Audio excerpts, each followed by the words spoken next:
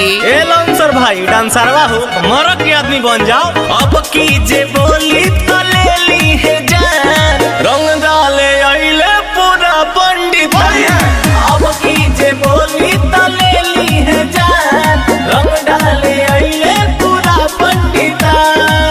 अरे छबीली तेरा ध्यान किधर है, देख पंडितान इधर है। ओई माँ मार डाला रे।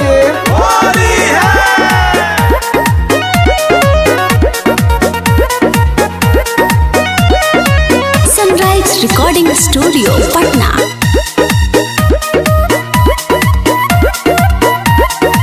नाच तू ऐसे हिला के कमरिया, चोली में धारा तू नोट 2000। लागे लुनिक जब पहनेलू सड़िया, पारा पारी सबके धरया कमरिया।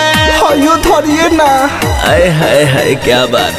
नाच तू ऐसे हिला के कमरिया, चोली में धारा तू नोट 2000। लागे लुनिक जब पहनेलू सड़िया, पारा पारी सबके धरया कमरिया। पेन्ही के धोती कुर्ता कचरेले ए पंडित जी हमारो व्यवस्था कीजिए ना।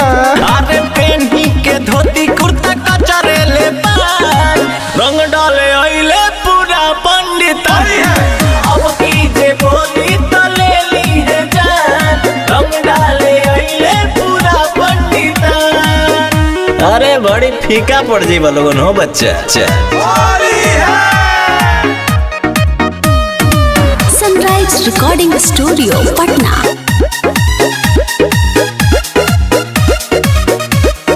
होली है भाई, होली है भाई, होली है भाई, होली है, होली है भाई, होली है भाई, पुराना होली है।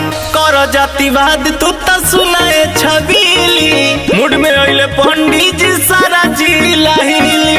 लालू मिसिर कहे संदीप तिवारी, अब की होली में पड़ी है सबका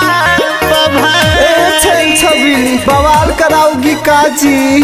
करो जातिवाद तू तो सुनाए छबीली, मुड में आइले पंडित जी सारा जिला हिली। लालू मिसिर कहे संदीप तिवारी, अब की होली में पड़ी है सबका पभारी। माजा मारी मुरई बैगन होई जियान,